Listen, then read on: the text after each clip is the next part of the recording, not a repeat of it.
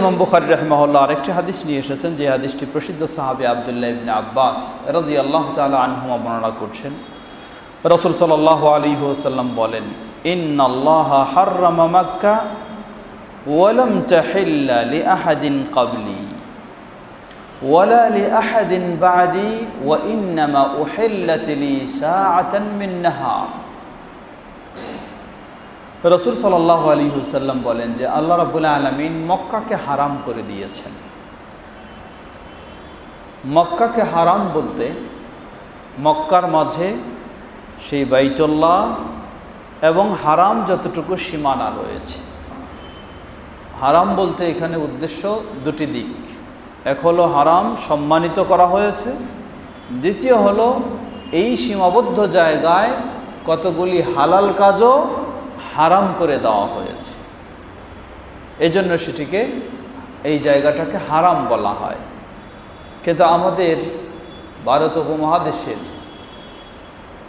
অধিকাংশ মানুষ, শুধু মানুষ নয়, আলেম যারা, তারাও এই হারামকে হারাম বলে না, তারা বলে হেরেম শরীফ।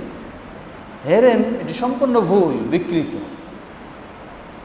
কোরআন এবং রাসূল সাল্লাল্লাহু আলাইহি ওয়াসাল্লামের ব্যবহার করা হয়, সুতরাং এটাকে আমরা হারামই বলবো, হেরেম বলা ভুল, এটি ভুল পরিভাষা, শব্দটাকে বিকৃত করা। হেরেম বলতে কোনো শব্দ নেই। আর তো নবী সাল্লাল্লাহু আলাইহি ওয়াসাল্লাম বললেন যে আল্লাহ সুবহানাহু ওয়া তাআলা এই মক্কাকে হারাম করেছেন। ওয়ালাম তাহিল্লা লিআহাদিন ক্বাবলি, ইব্রাহিম আলাইহিস সালাম এর দোয়ার মাধ্যমে যখন থেকে হারাম হয়েছে, তখন থেকে শুরু করে আমার পূর্বে কারো জন্য এই মক্কায় হালাল ছিল না। হত্যাকাণ্ড করা, যুদ্ধবিগ্রহ করা, এগুলি হালাল ছিল না। ওয়ালা লিআহাদিন বা'দি, আমার পরেও কোনো দিন এই মক্কায় সেই যুদ্ধবিগ্রহ বা হত্যাকাণ্ড করা হালাল হবে না। ওয়া ইন্নামা উহিল্লাত লি সাআতাম মিন নাহার,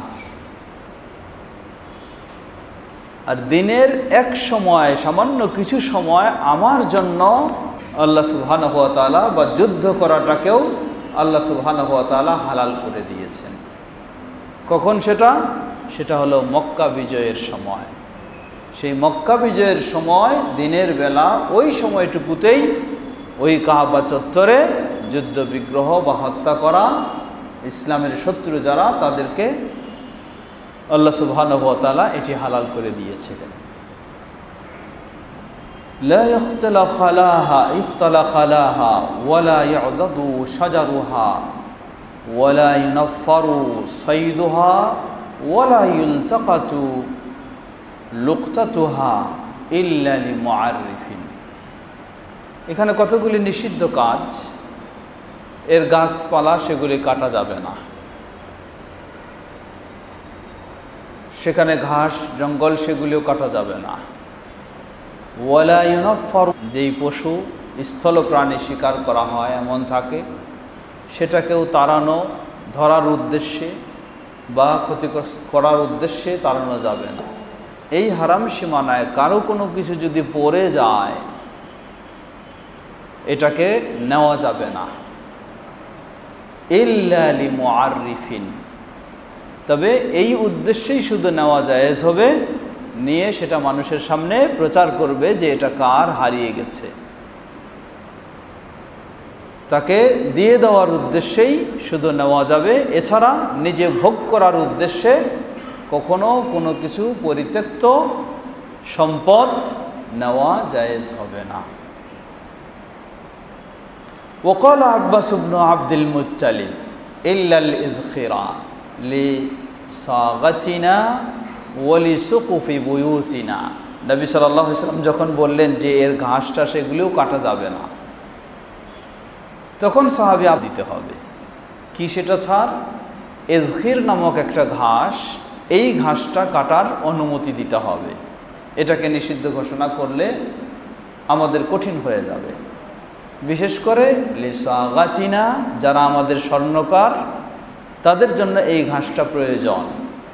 অনুরূপভাবে আমাদের ঘরের ছাদ, এটা দিয়ে আমরা তৈরি করি, যেটা আমাদের দেশেও অতীতে গ্রামগঞ্জে বিশেষ করে সেই কাজ ঠিক সেই বললেন যে আমাদের ঘরের যে চাল বানায় সেটাও হলো এই এজখির নামক, এটাকে ছাড় দিতে হবে, এটা যেন কাটার অনুমতি থাকে। ফকালা ইল্লাল ইজখির, নবী সাল্লাল্লাহু আলাইহি ওয়াসাল্লাম বললেন হ্যাঁ, তবে ইজখির ব্যতীত এটা কাটার সুযোগ রয়েছে। ফকালা ইকরিমা হাল তাদরি মা ইউনাফফারু সাইদুহা হুয়া আন তুনাহিয়াহু মিনাদ-দিল্লি ওয়া তানজিলা মাকানাহু। বললেন যে এখানে কোনো শিকারী তাড়ানো যাবে না। এর অর্থ কি, এর উদ্দেশ্য কি? বলছে যে এর উদ্দেশ্য হলো কোনো শিকারী যদি কোথাও বসে থাকে ওই জায়গায় বসা যাবে না। قال عبد الوهاب عن خالد لصاغتنا وقبورنا, যে ইজখির ঘাসটাকে বাদ দিতে হবে, কারণ এটা আমরা দুই কাজে ব্যবহার করি, স্বর্ণকারেরা কাজে লাগায় আর আমাদের ঘরের চাল এটা দিয়ে বানানো হয়। কোনো লাশ রাখা হয়, লাশ রাখার পরে সরাসরি বডিতে যেন মাটি না লাগে, উপরের মাটিগুলি, এজন্য আমরা কি করি, বাঁশ দেই, বাঁশের পরে চাটাই দেই বা পাটি জাতীয় এরকম কিছু দেই, তারপর মাটি দিই। তো সেই সাহাবাই কেরামদের যখন দাফন করা হতো, দাফন করার সময় ঘাস দিয়ে ঢেকে দিত, ঢেকে দিয়ে তারপর মাটি দেওয়া হতো। এটা এক। দ্বিতীয় আরও যেমন সেই সাহাবী মুসআব ইবনে উমাইর রাদিয়াল্লাহু তাআলা আনহু, যিনি সর্বপ্রথম মদিনার পরিবেশে দাওয়া নিয়ে যান নবী সাল্লাল্লাহু আলাইহি ওয়াসাল্লামের পক্ষ থেকে, সেই সম্মানজনক মর্যাদাপূর্ণ সাহাবী যখন মারা গেলেন, পর্যাপ্ত পরিমাণে ছিল না, এতটুকু কাপড় ছিল, এই কাপড় দিয়ে যদি মাথার দিকে ঢেকে দেওয়া হয় তাহলে পা বের হয়ে যায়, আবার যদি পা ঢেকে দেওয়া হয় তাহলে মাথা বের হয়ে যায়। নবী সাল্লাল্লাহু আলাইহি ওয়াসাল্লাম তখন বললেন যে তার মাথাটা ঢেকে দাও, আর পা বের হয়ে গেলে সেই ইজখির ঘাস দিয়ে তোমরা সেই পাগুলিকে ঢেকে দাও, তার উপরে মাটি দাও। তো এই জন্যই বললেন যে আমাদের স্বর্ণকার অনুরূপভাবে আমাদের কবরে এটা ব্যবহারের প্রয়োজন হয়, তাই এটার জন্য যেন ছাড় দেওয়া হয়। নবী সাল্লাল্লাহু আলাইহি ওয়াসাল্লাম সেটার জন্য ছাড় দিলেন যে এটা কাটলে কোনো অসুবিধা নেই। এখানে মূলত আমাদের সেই মাসআলা আলোচনা নয় যে হারাম সীমানায় কি কাটা যাবে না যাবে, সেগুলি আমরা হজের পর্বে বিস্তারিত বা মদিনা মক্কার ফজিলত পর্যায়গুলি আলোচনা করেছি।